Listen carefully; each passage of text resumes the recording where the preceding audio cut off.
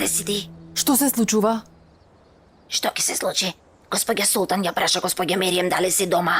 И таа веднаш и кажала сигурно. Ништо не е кажала, иако знаеше дека не си дома и кажа дека си дома. Несрин што се обидуваш да направиш, еден ден те гледам како готвиш во кујна, друг ден те гледам нервозна, што сушност сакаш ти? Што сакаш да направиш, Керко? А? Слушай, Керко, може би господинот Керим не ја слуша својата керка и жена, но видовме како ја слуша својата мајка. Нели, само со еден незин збор те заклучија во кујната. И не е само тоа, сега дури ќе не однесат во помошните простории, слушај Несрин.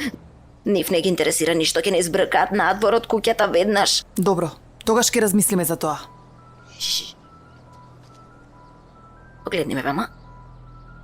Зошто си толку сигурна во себе ти? Ако мислиш дека си убава и млада, очигледно тоа нема да помогне, нели? Така мислиш?